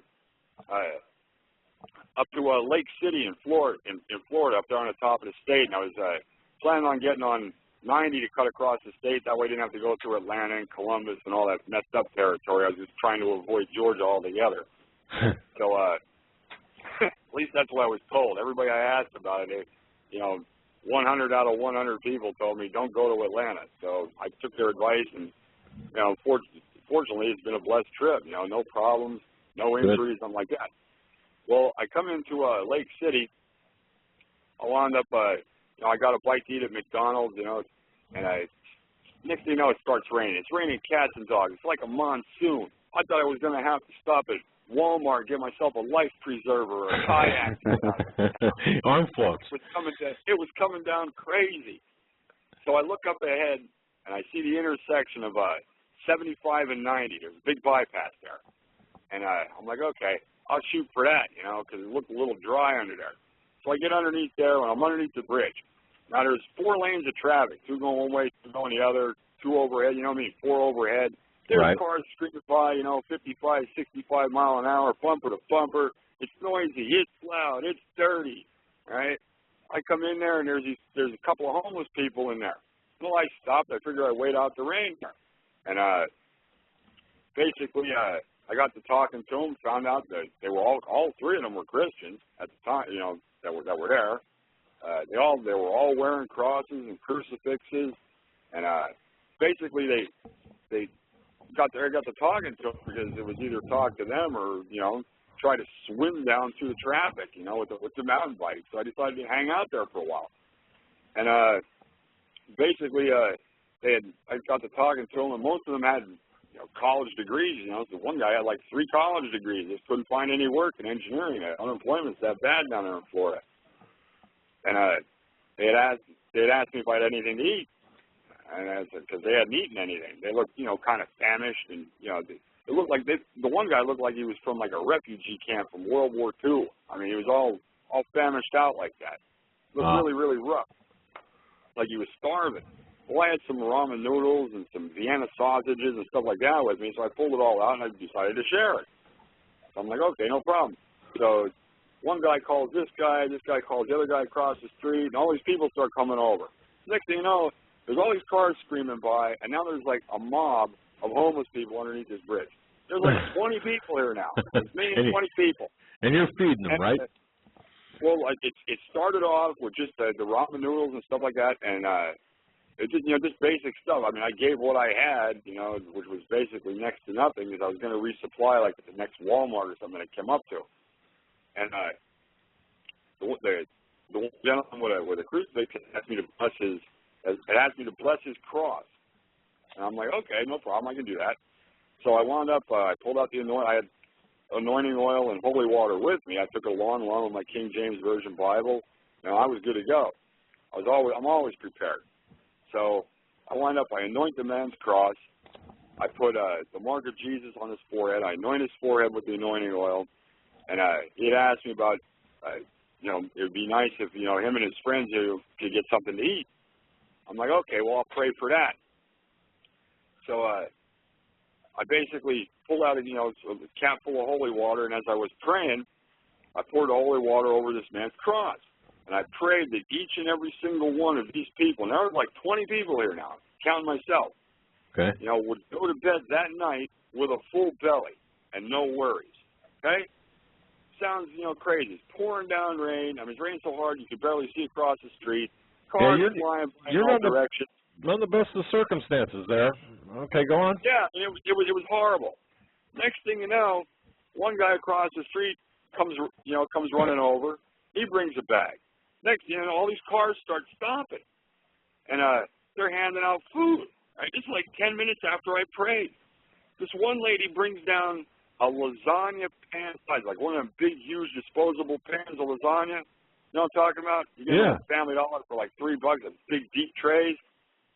Brings a huge pan of chicken and dumplings. It's fresh out of the oven. It's still steaming. I could barely hold on. You know, they could barely hold on to this thing.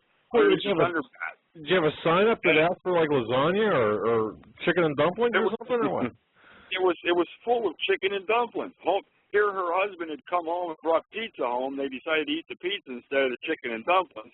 And I got to talking to the woman, and the woman said it was, you know, not too long ago, a short while ago, because she'd only lived like 2 blocks from where we were at, that something had told her to put the pan of chicken and dumplings in a car, drive down the road, and give it to the first group of homeless people that she encountered, and which just happened to be us.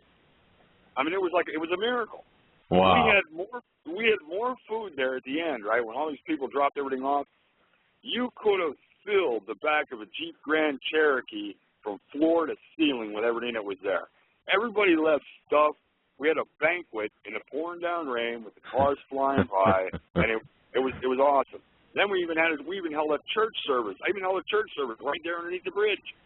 We were all, all in prayer right around. I mean, it was spectacular. That's just one of the highlights. Yeah, wow. That when you told me that story, I couldn't believe it. That's amazing. It was very uplifting. Yeah, exactly. It's been nothing but uplifting, and the generosity I have found of the people. Right? I mean, normally when you're driving, like from one destination to another, you're driving at like 70, 65 miles an hour, and and you just don't see everything. Basically, one of the lessons that I have learned is you got to slow down and look. And if you slow down, right, and look around, you can see miracles happening each and every moment of each and every day. And I can attest to that because I've seen them, I've witnessed them, and I've lived through them. Wow. And it's been prophetic. I keep in the journal. I got like 75 pages of notes. I got 3 or 4 more days to go. I mean, there's been some prophetic stuff going on. That's but fantastic. I can definitely attest that God is definitely not dead in the United States. There is a profound knowledge of God in this land, and I can attest to that through all the hundreds and hundreds of people that I have met. Praise God for that. In places that I have never been before, people that I have never met before. I don't believe in chance. I believe everything happens for a reason, and it's all part of God's plan. And it's just crazy. And if you just take the time to step back and take a look and just watch, you will see miracles happen each and every day. And that's basically what I've learned. That's what the Lord's been teaching me. He's teaching me to step back, check things out, watch Him work. And another thing that I've learned, it's like when you have like works in the Lord. Like some people have like a big work would be like opening an orphanage or a soup kitchen or something to that extent, something big like that, right? Big works are okay, but what we found out so far in my journey over the last 22 days on the road, just solo, just me and, well, not solo, it's me and the Lord. Right. When I get tired of driving the bike, Jesus takes over and I ride in the back. That's basically what happens. When I get tired, He pedals. Well, we're praying for you. We're pulling for you, and anything we can do, you've got a direct line to us, and we'll if you get jammed up, we'll help you out. I definitely want to make sure I get out there across the airways if it's okay with you guys, right? Sure. Is that as far as the works of the Lord, it is the tiniest of works that mean the most. I mean, money can buy like an orphanage, this, that, or whatever, but money can't buy kindness. Money can't buy that. That kindness has to come from the heart. And when you perform like a small act of kindness, like what I did starting out there underneath the bridge, 3 people, I had enough food for like 1, and it almost reminded me of when Jesus fed the masses with a couple loaves of bread and a few fish. It was similar to that. But it wasn't, bread and fish. It was canned raviolis and ramen noodles, and cookies and pretzels and everything else you get from a grocery store. But it's the little act of kindness. If you show a small act of kindness to a total stranger, it's like throwing a rock in a pond, okay? You get the ripples that come out from that, right? Everybody knows what I'm talking about. Well, what happens when those ripples hit the bank? They turn back and they come back, right? The ripples go out, they spread out, they hit the bank, they bounce off the bank, and then they come back. It's the same thing with the small works. When you show a small act of kindness to someone, that spreads out, and it comes back to you tenfold. I can attest to that. I've had people invite me into their dinner, people I've never met before. I've had people bring me coffee in the home, piping hot coffee. They never met me before, but they saw me camping. They bring coffee down, bring food. Taking me out to lunch. One guy gave me a ride for 100 miles for no particular reason. I had the cell phone that I'm calling you guys on right now was donated to me. And basically, as of yesterday, I had more money in my pocket yesterday than the day I left. So they've been giving me donations, too, all along the way up, asking me if I need anything. Praise God. It's been amazing. That's It's like the good book said, you have not because you ask not. Well, believe me, I've been asking. I'll tell you, it's great to hear from you. It really is, and you're a friend of the program, folks. You know this gentleman, and Joe. You've been in contact. Yeah, I want to say a shout out, hello there to Chrissy, Shirley, and everybody else that was that's a member of my forums page. I got to say, they're all saying hi to you, Pastor Jay. They wanted me to definitely get the message across that they said hello and they miss you, and they're glad to hear you are doing good, and they can't wait till you're back. It won't be long. That's good. And it's great to hear from you. Great to hear these positive, inspirational, uplifting stories, and the fact that God is alive and among us and working these miracles. And I'll tell you what, amid all this crazy bad news we get. Exactly. Amid all the craziness, amid all the turmoil, amid all the negativity, the negative reporting you see on mainstream TV, basically all the treachery and junk going on like that. It's basically because I think society is just moving too fast. That's why they can't see the forest for the tree. Now they're just moving too fast. If they take the time to look, there's actually more good going on than there is evil. Yeah. Because I see it every day. I haven't seen a single evil act my entire trip. But see, at your level, at the level we're at, generally we don't see the evil that's going on at the higher echelon, the true evil, the viciousness, the vile nature. Granted, there is viciousness. I mean, you have to be mental or something not to believe that. But I mean, there's a lot of crazy stuff going on out there, but at the same time, there's a lot of good going on. Oh, no, indeed there is, Pastor. And in the chat room, Debbie says, people really underestimate who we are and underestimate, people. And we were talking about this, Pastor Jay, how we don't know what we can do until we put ourselves to the test, and how easy it is and how hard we get forward. It's not putting yourself to the test. All right, that's I wouldn't word it like that. It's putting your faith to the test. That's right? true. A mustard seed of faith can move mountains. All right. I mean, hey, I'm 43 years old now. I'm going to be 44 the 27th of this month. I'm just an average guy. I'm in decent shape. I didn't just wake up one day and decide, hey, I'm going to go mountain biking for 1,000 miles across the country with no problems. I mean, it's through faith in the Lord that I have gone this far. I've gone over 900 miles, injury-free, no aches, no pains. I've eaten well. I'm not sick. I've seen nothing but good works. I've learned an awful lot, and it's all through faith. Amen, Pastor Jay. A mustard seed. And when you get to your destination, we want to have you come on the show, and when you put your my PC isn't there yet. My laptop isn't there yet. It hasn't been shipped yet. Okay. I might have to borrow somebody else's laptop to get on, but I'll see what I can do. Yeah, I just saw in the chat room a little bit ago they were talking about your laptop did not make it yet, but apparently it's supposed to be coming. So. Okay, that must be David or Kevin then.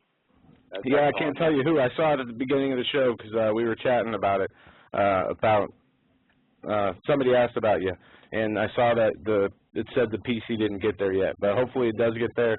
And we want to have you back on the show so you can tell us, put together the fine points of your trip, the low points, what people need to know, what you got out of your trip, your journey with the Lord. From Florida to Kentucky, totally free out there with you and the Lord. It's got to be amazing, Pastor Jay, and from what you told us, it has been. It is truly amazing, and like I said, the notes I keep writing down, they keep piling up.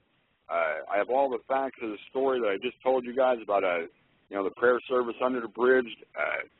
That's in there. That's just one. I mean, I was on rescue missions. I saved a puppy out in the middle of a 4-lane highway.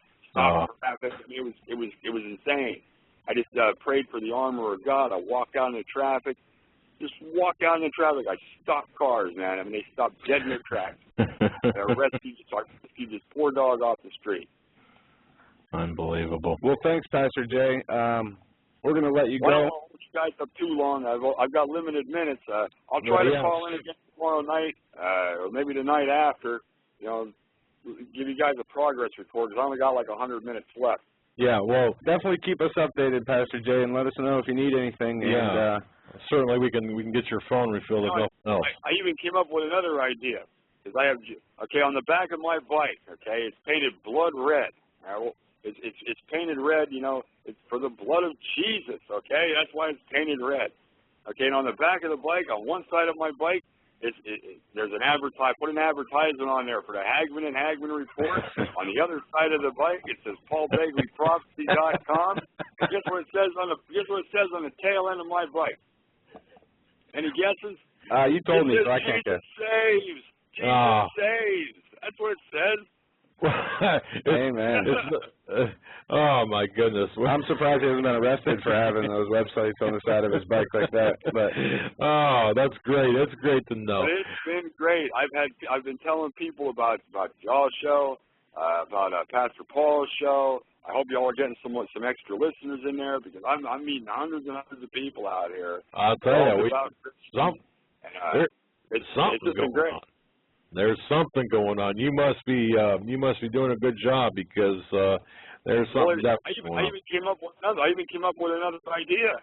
Right, for when I get up there, you know, it's like, you know, if I can't find work, you know, you can't go to the mountain. You got to bring the mountain to you, right? So I think I might open up a new store chain called Jesus Saves Mountain Biking, you know, something like that. There you go. You just keep sucking in them ideas, Pastor Jay. And yeah, I'm working on it. All right. Well, God bless you. Stay safe. When I get all these notes together, I'm probably going to have to hook up with Pastor Paul and try to figure out how to get something published, because I have no idea how to do that. I've been writing like crazy, but I have no idea how to get published. Wow. Well, we can. When I put this together and I compile it, I'll send some free copies. You guys, you know, the people that I know out there, you know, all the ones that support me that supported me on this trip, everybody's going to get a free signed copy. When I get it done. Great. That's great. And you do have a forum. It's Pastor J Word of Truth Forum. It's just search the Word of Truth Forum, and you can go on there. There's all kinds of information, from government reports to breaking news, and I have not been keeping up on breaking news and putting it in there. I haven't been able to update it either. So I don't feel bad. Yeah, I wonder why. Well, we'll work on that in the next few days. Update it from the bush. There's no outlets in the bush. Yeah. Believe me, if I could have plugged my laptop into a cypress tree or a maple tree or a pine tree, I would have brought it along with me. Well, thanks, Pastor Jay, for calling. God bless you. Okay, God bless. You guys have a great night. Okay, and my closing words, just remember, there is a profound and a prophetic and a spectacular, unbelievable, words can't even describe it, knowledge of God in America. God is not dead in this country. He is alive and well and performing miracles every day. All right? Wow. I can attest that, and no one on this planet can tell me otherwise, because I've seen it. Beautiful. Beautiful. Well, thanks, Pastor Jay. God bless you, my friend. You take care. There's hope out there. God bless. God bless. I got to get something to eat. I think I put a little too much sugar in my coffee tonight, so I'm rambling on here. Right? Well, you stay safe, Pastor. We'll talk to you later. Okay, all right. We'll all right, catch you later. God bless everyone. God bless. Remember, Good night. Jesus saves. Jesus saves. Got to go. Good night. Good night, my friend. Oh, what a great call. Thanks, Pastor Jay. No, you can't hear us now, but it's interesting how that, wow, just it's interesting. No, I'm so glad he called in, and somebody said his ears were ringing when we were talking about him. Obviously, he doesn't have a computer. He wasn't listening via phone, and I didn't even see his number in the switchboard. You answered the call. Yeah. I only saw his number once when he called Saturday. That was pretty weird. It's weird. It's interesting. In the midst of all the insanity, in the midst of the shooting, in the midst of the Middle East war coming, in the midst of the TSA, the DHS, the Army vehicles on American streets. God, it's great to get a call like that. Yeah, okay, let's just take it for all the what it's worth. Toxic news and emotional stuff we're covering that makes you angry and frustrated to hear what's going on. Getting a call like that, like waking up. I think it was either Saturday or Sunday morning at like 7 in the morning to that call, and I talked to him for maybe half hour, an hour. It was awesome, and like I said, it was very inspirational, and I'm happy you called in tonight and got that through. All right. I don't want to ignore anyone on the phone lines. If we have anyone staying there, let's go take a quick look here. If there anyone else wants to join the program, we do have one more call. That's new, right? I'm not sure. All right, we're going to try this anyway. Caller from the 702 area code. You're on with Doug and Joe. Hey guys, how y'all doing? Terrific. Marco again. I called you before, but I wanted to give you an update on some stuff I found out. On the weekends I usually go and try to spread the word of about Jesus and about Steve Quayle's website and Daniel's timeline and all that. And I was talking to my wife's niece, and she's not very very much into all this, so I was giving her information on this, and she was telling me she had a dream or in her night that that somebody, or she don't know what it was, but I think it was an angel of the Lord telling her in the dream that be ready because stuff's coming, in the near future and very soon. And she had this dream at her house, and it was in their house that she said that black vans and trucks were coming and telling people, get in the trucks, we got to take you to our camps because it's unsafe on the streets. Really? She was saying that this lady was telling her in the dream, don't go in the black trucks or vans because you won't come out alive out of those camps because the food is poisoned. And they told her, she even told me that they told her in the dream that the lady that was speaking to her in the dream where to go, and she showed me. It was kind of like a hidden room in her house.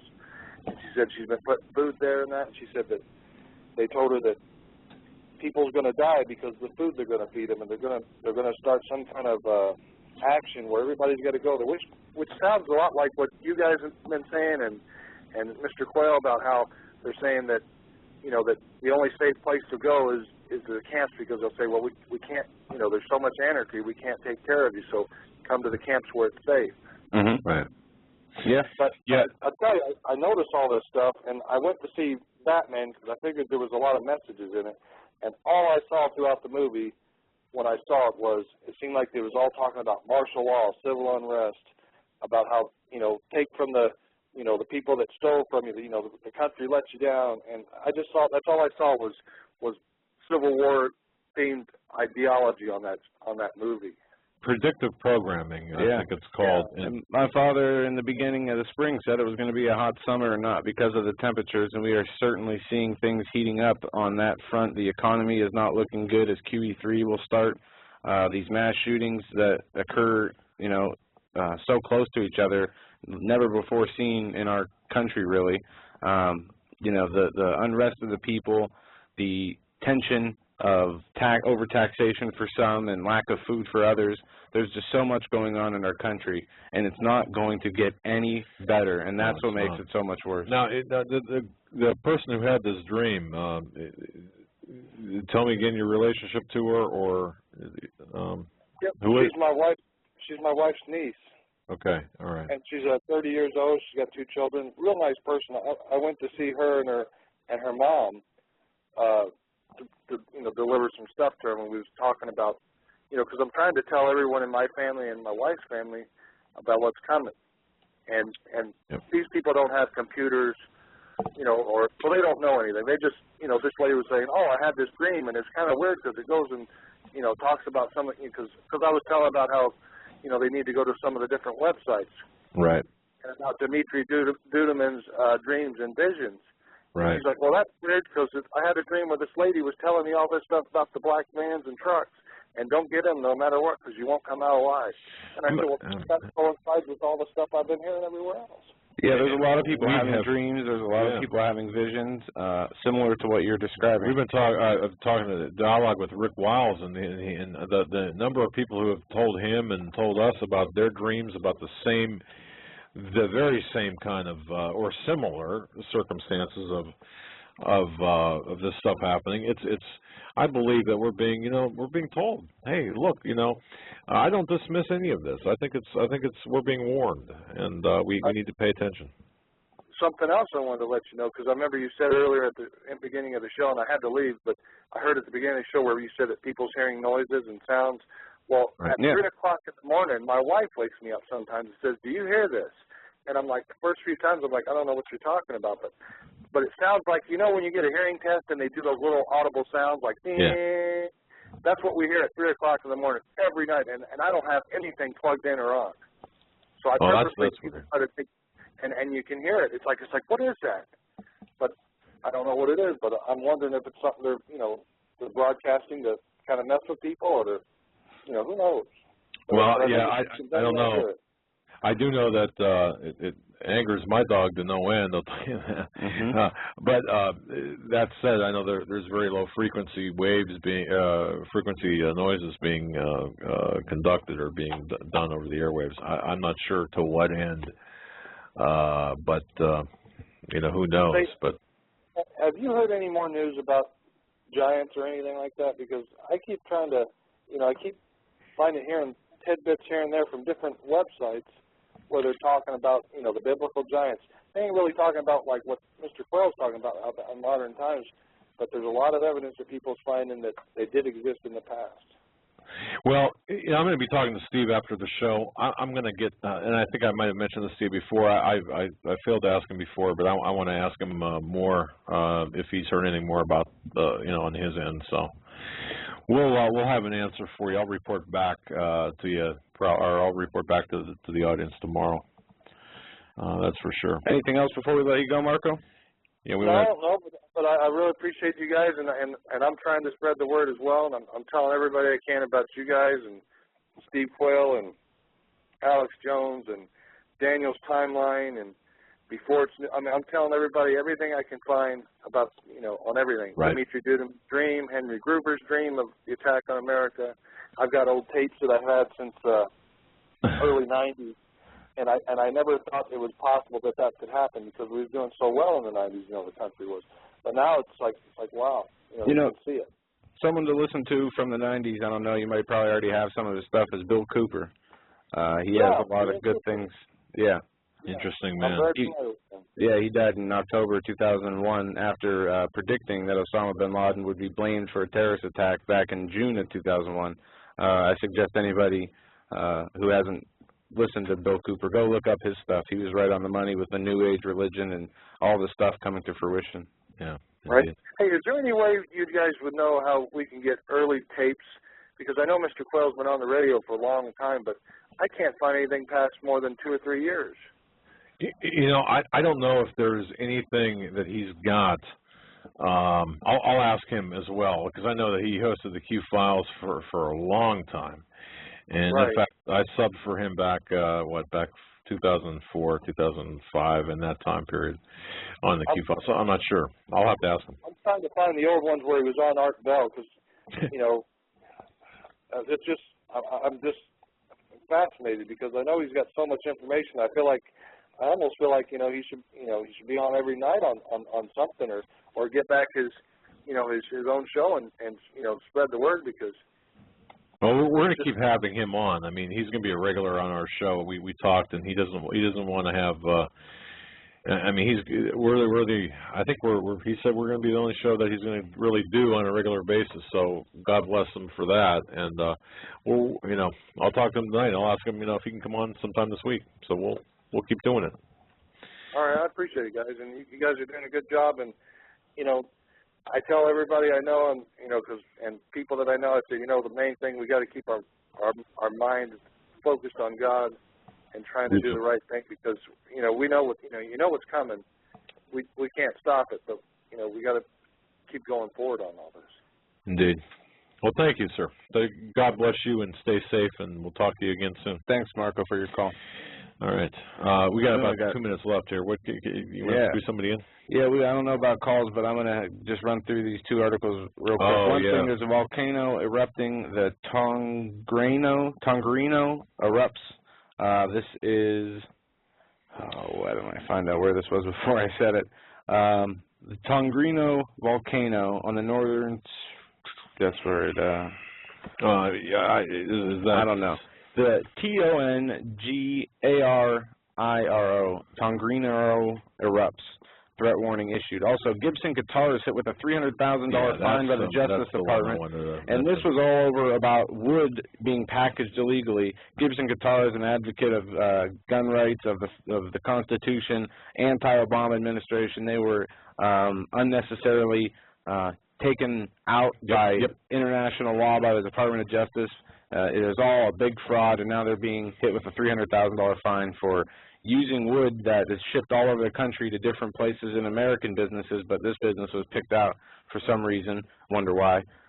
Didn't like Obama and was public about it, but we're going to talk more about that probably tomorrow. Yeah, there's a huge undercurrent about that Gibson guitar. Also, Death from Above Navy drone logo features Grim Reaper, and this is serious because this goes to the talk about even in our own military. I'll post the article there. That's from the Intel Hub. The Death from Above Navy drone logo features Grim Reaper. Yeah. And look at the picture. I mean, it's just as sick as it sounds. It's incredible. But ladies and gentlemen, we want to thank you very much. It was kind of an interesting show. We had heard from Pastor Jay, which is nice, kind of a nice break. Yeah. And in the news. But more, we're going to be back more tomorrow with some more news. New Zealand is where that volcano is. Thanks, Eric. Okay. And we covered a lot tonight, but we have a whole bunch more we didn't get to, so look for that tomorrow night and much more. Thank you for listening. God bless you.